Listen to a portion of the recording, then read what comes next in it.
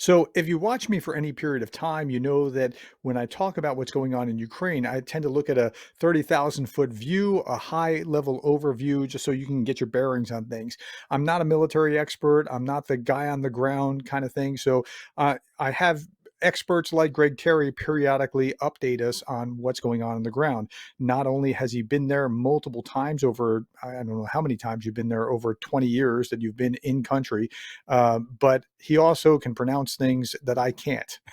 So I asked Greg for a quick 10-minute, 15-minute overview on nothing but what's happening right now on the front line so we can get a sense of where things are. So, Greg, welcome. Thank you. Thank you, Prof, and I appreciate it and appreciate your friendship and your partnership in supporting Ukraine. Let's jump right to it. Let's start with some good news tonight. I love good news, to be honest with you. Ukraine, over the last 24 hours, striking a ammo dump in the Volgograd Oblast in Russia. And this is good. This is hundreds and hundreds of kilometers into Russian territory. The city of Volgograd is here, the border of Russia and Ukraine. The real border is here.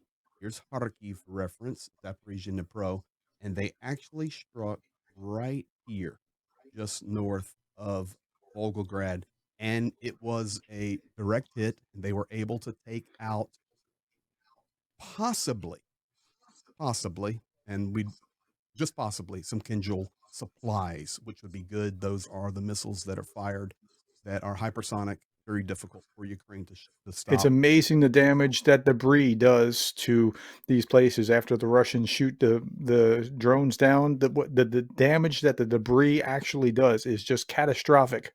Well, they're very highly skilled. They have the ability to strike with precision and With debris. cause the debris to directly hit Ukraine's intended target. So, that is beyond understanding how skillful the Russian air defense is. But the good news Mhm, is Ukraine has taken out some supply that would be utilized possibly even tonight. Right now, while we're recording, mhm. there are over 20 shaheeds in the air, and Ukraine tonight, on this Sunday night into Monday morning, is expecting a potential of a larger scale attack with shaheeds and potentially cruise or caliber class missiles. So we'll see. It's good Mhm. that if you can hit the strike, if you can hit the target, debris or not, and take out tools that can destroy your own nation. So that's good news right there. Absolutely. Second Let's place I see the would draw front. your attention to. All right, let's go to second place on good news here. I'll draw your attention to, and that is the Kursk initiative. Let's just kind of zoom in here. I hate to zoom in too much, but it's hard to understand sometimes. This is Sumy, and I'm really zoomed in here. This is the Russian border right there. And in the blue is the territory that Russia has taken. So this now I'm crossing in Mhm. red. It's really good. Ukraine has been able to make a couple of concerted efforts to bring in different lines of reinforcing troops to draw the attention away from reinforcements that Russia has sent in. They came in this way. They have been able to take back a little bit here, but I can tell you right now that Ukraine is actually starting to hit the city of Kursk. Now, when people talk about the Kursk initiative, many times, unless you really follow Ukrainian war news closely, you would think it's the city. Ukraine's offensive is not on the city of Kursk. It is into a very How rural far area. how far away are they from the city? Okay, so how far are they from the city? I can tell you that. From the lines where they actually control to the city of Kursk? Let's go on a straight line from there and to there, 77 kilometers. Okay. So that gives us some perspective. It's 77 kilometers. Yes, it's decent distance. But I can tell you that in the last 24 hours, Ukraine has been able to additionally hit Kursk with some drone activity right in the city. So once again, they're able, through the great air defense of Russia, to strike the targets intended. So it's good. I can tell you that Russia did reinforce, Ukraine did reinforce, but overall, the the task that Zelensky set forth here, and he made it a little clearer over the last couple of weeks why the Kursk initiative. And that did help us understand it better. And it is a good thing overall. But Ukraine is accomplishing their mission right now in the Kursk region. And when they're able to strike the city itself, that's even a more positive, a positive sign for Ukraine. So those are Okay. really, really good things. Yes. What's next? What's next is let's just talk about the front line in general. And this is a city you're starting to hear a lot more about, and that is Zaporizhzhia. As I've shared with Hmm. people on my stream, and I think even with you, Zaporizhzhia is a huge city, over 1 million in population, very industrial city. There was car manufacturers there, there's factories there, uh, vitally important city for the economy of Ukraine. It is now beginning to be struck regularly. Is loss of life. They are striking civilian infrastructure. They are not striking military positions. They are beginning to torture the city of Zaporizhia like they torture the city of Kharkiv and Kherson, of course, Kherson being down here and Kharkiv is right up here. It's nonstop with the glide bombs in Kherson and Kharkiv, but now Zaporizhia is beginning to experience that. And the question that people have, Prof, is this: why? Many people are wondering, and there has even been some conjecture that, okay, well, it looks like Russia is going to try to do an offensive on Zaporizhia. Folks, they're not going to do an offensive on Zaporizhia tomorrow. It's not Well, they possible. can't reach it, but that would be how they operate, generally speaking. They bomb the city to smithereens, and then they can't reach it. They No, can't get through to it they anytime soon. absolutely cannot, but there is. I read after a Ukrainian analyst who is very balanced, how I like to be. He looks at the truth. Of course, he is 1,000,000% pro Ukraine, but he is a realist. And he put out a piece today speaking about Zaporizhia because there's actually a lot of concern. Folks, Zaporizhia is a city, it still has 1,000,000 people in it. There hasn't been a mass exodus from Zaporizhia. It is Hmm. basically still full of people, but now they will start to migrate out because Ukraine, unfortunately, is having to suffer those glide bombs daily almost now in Zaporizhia. And we're losing infrastructure, more like electrical. We're losing civilian residences and buildings, and it's just fear that comes in. Right. But why? Why is Russia now doing this? And the answer doesn't lie in Zaporizhia. The answer absolutely actually lies in Orikhiv, and it lies over here in Vuhledar.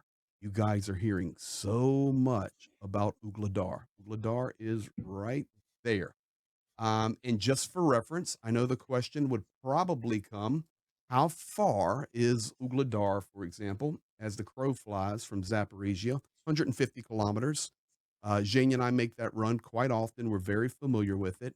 How far is Orikhiv from Zaporizhia? And Zaporizhia is right up here. It's 58 kilometers. I can tell you, we're always very regularly in Arica. We support our guys there Hmm. heavily that support Robotny, which is just to the south. And when we leave Zaporizhia in 45 minutes, literally, we're right here. So it's a 45-minute drive to get from downtown Zaporizhia to Arica. It's not far. So the intensity now that is coming upon Zaporizhia is actually to keep the attention here while Russia is really starting to crank up a reinforcement on the southern Zaporizhia line. Just 36 hours ago, there was a pretty large convoy of resupply vehicles coming into the southern Zaporizhia line. And additionally, guys, Ugladar, I know we've been talking about it, and lots of people have been talking about it. I'm going to show it to you here. The strikes that are happening in Zaporizhia, the purpose and intent of those is to just keep attention there so Russia can continue to do their push here in Ugladar. Ugladar is a war torn city. You may ask, how big is Ugladar? Ugladar, pre war, 14,000 people in population. It's not tiny. And Hmm. now it is close to having to fall due to the pressure surrounded on three sides. Russia does have troops inside Ugladar, and it most likely will be a place that Russia will take over the coming weeks fully. We shall see. Right now, Ukraine is occupying a little bit of that northwest corner of it into the little bit of the central zone, but that's about it. So when Zaporizhzhia is being hit like that, what it allows is for Russia to continue their assault on these frontline positions Why does hitting Zaporizhzhia allow them to do that? because it brings the need to bring defensive positions and supplies into Zaporizhzhia. I'm Gotcha. telling you right now, this is the gospel truth here. Zaporizhzhia was basically peaceful up until a couple of weeks ago. Yes, there would be Okay. random air alarms. Yes, there would be an occasional Shaheed that flies over.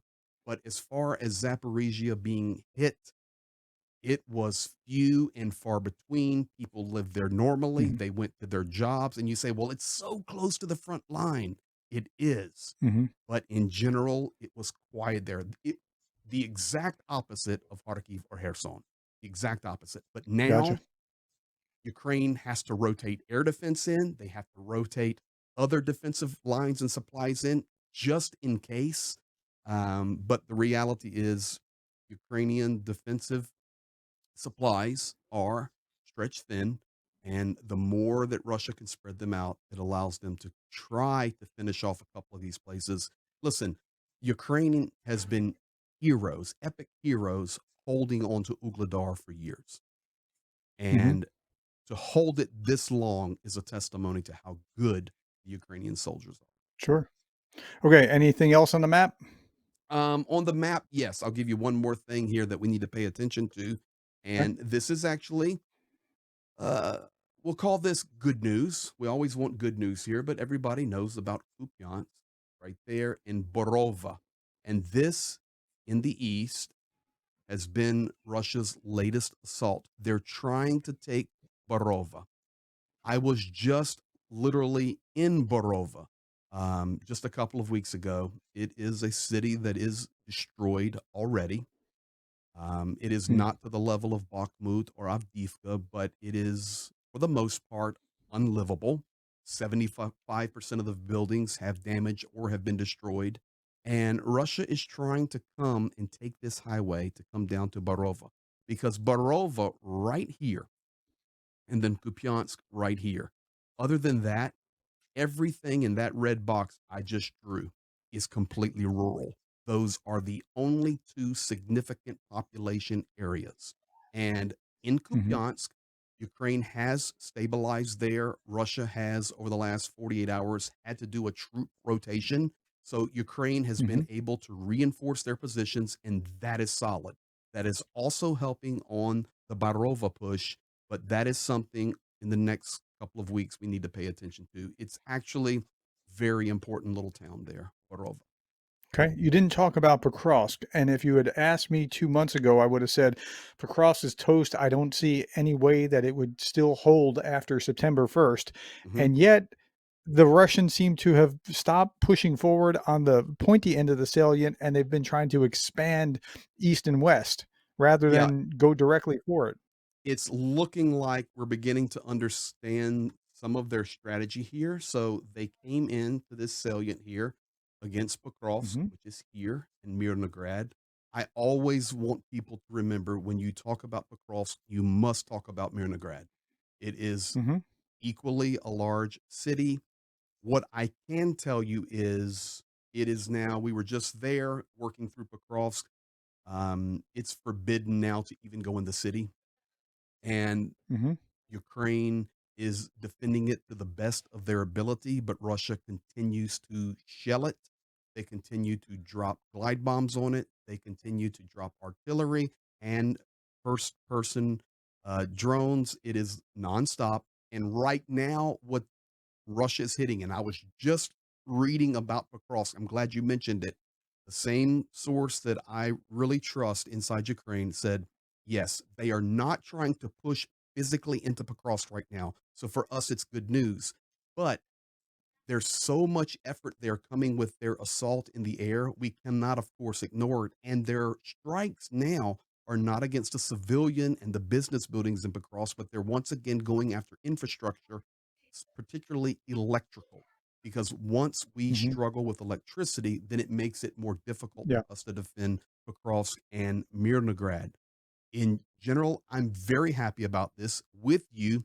I am surprised, but at the same time, now that I begin to hear, and just so people know, this is Ugladar right here. It's Mhm. due south of Pokrovsk. And there's one other place in the middle of that we must not forget, and that's Karakova. So you have a line here. You have Pokrovsk, Karakova, And it really Ugladar. looks like they're trying to fill in that line Yes, rather sir. than just take across, so What it looks like, and I think it's accurate because once you get Ugladar, this is all rural. And when I say rural, there may mhm. be a family village, and folks need to understand Yeah, but many it's not a big villages in city. Ukraine, they're family farming villages, 50, 75, 100 people, 3 or 4 families, been there for 100 years. And that's Mhm. all that's there. I will tell you, it will not be easy for Russia if they choose to try to push north here. It's not going to happen. It's not gonna happen. The terrain is straight uphill, and it's very difficult terrain to maneuver over, and Ukraine has the high ground here. It would be next to impossible for them to push up that hill. Mm, So the only option they have left then is, as we're seeing, to push this way, and keep pressure here. But yeah, nothing there, this stuff's not gonna happen. It's gonna come from the east to the west yeah, in general. Yes, sir. sure. Last couple of Alright, things Greg, I would well draw your attention to, and I want you to pay attention to this. Um, okay. in Ugladar, which is right down in the south here, let me just make sure folks understand it. Ukraine today did change the commander of the 72nd, and Mhm. Saw that. that, don't take it as negative. Listen, I like it when things happen like that. Maybe they've seen where they need an adjustment in strategy, adjustment in how personnel is deployed, or supply is handled, or interaction between units. For me, it's positive instead of Ukraine just saying, "Okay, c'est la vie. Go ahead. You're losing that place. Go ahead and lose it." No, let's make the change we can make. So that's good. Secondly, keep your eye on Budanov, and a name that is so famous, so popular throughout this war. He's done a phenomenal job. Security services there in Ukraine, spokesperson, leader. But there is talk tonight inside Ukraine, much like the talk we heard about Zaluzhny when the change was happening to Mhm, Syrski, that there is a possibility, stronger than 50%, that Budanov will be changed, not fired, mm. changed for a new representative to take that position, and he will be rotated into some type of ambassadorship. So that's just out there for this Sunday evening. Let's watch that this week because that actually would be a big deal, and we can talk about that more if it happens. All right. Well, hey, man, thank you for the frontline update. That's very helpful for both of those of you that are on his show, those of you who are on mine. If you're not familiar with Greg Terry, please go to the Greg Terry Experience and subscribe to his channel. He has a wealth of information, but we do very, very different things, just the way that we naturally approach things. So, again, he complements what I do, and I complement what he does. And so, yeah, subscribe if you haven't. Thank you for And your time, likewise, if Greg. you're And thank you, Prof. And likewise, if you're watching on my channel, because I'll be posting this as well, and you're not with Professor Gerdes and subscribe, please do that as well. And Prof, I appreciate those kind words, but the bottom line is I consider you my friend. So thank you, sir. absolutely, likewise. Have a All good day. right. Thanks. We'll talk, I'm sure, very soon. Yeah, I'll text you in 30 minutes. Have a good night. Yeah, that's right. Bye.